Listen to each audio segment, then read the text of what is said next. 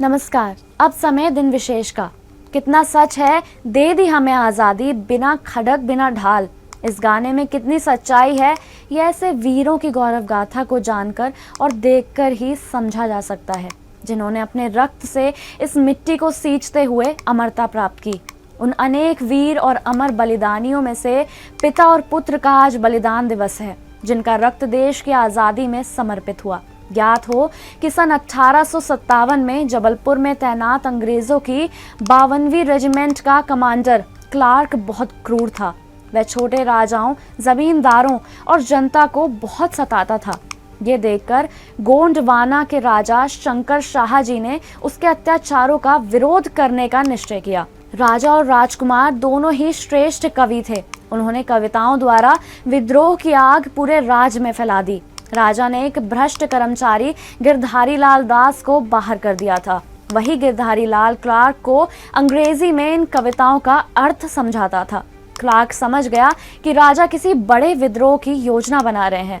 उसने चारों ओर गुप्तचर भी बिठा दिए। कुछ गुप्तचर साधु वेश में महल में पहुंचे और सारी जानकारी ले आए। उन्होंने क्लार्क को बता दिया कि 2 दिन बाद छावनी पर हमला होना है। क्लार्क ने आक्रमण ही सबसे अच्छा बचाव है के अनुसार 14 सितंबर को राजमहल को घेर लिया। राजा की तैयारी अधूरी थी, इसीलिए बिना विशेष संघर्ष के राजा शंकर शाह जी और उनके 32 वर्षीय पुत्र रघुनाथ शाह जी को बंदी बना लिया गया।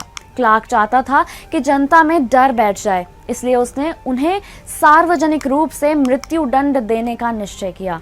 18 सितंबर सन 1858 को दोनों को अलग अलग तोप के मुंह पर बांध दिया गया। मृत्यु से पहले उन्होंने अपनी प्रजा को छंद सुनाना चाहा। जो ही कविताएं पूरी हुई, जनता में राजा और राजकुमार की जयकार गूंज उठी।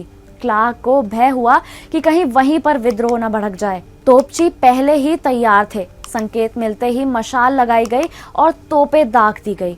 भीषण गर्जना के साथ चारों ओर धुआं भर गया। महाराजा शंकर शाह और राजकुमार रघुनाथ शाह के शरीर के टुकड़े टुकड़े हो गए। जहां ये दोनों वीर बलिदान हुए, वहां आज भी वे तोपें खड़ी हैं, जो उनके साहस की कहानी सुनाती है। उन गौरव गाथाओं के अमर बलिदानियों को आज उनके बलिदान दिवस पर सुदर्शन परिवार बार बार नमन, वंदन और अभिनंदन करता है और उनकी अमर गाथाओं को जनता तक पहुंचाते रहने का संकल्प दोहराता है। जय हिंद।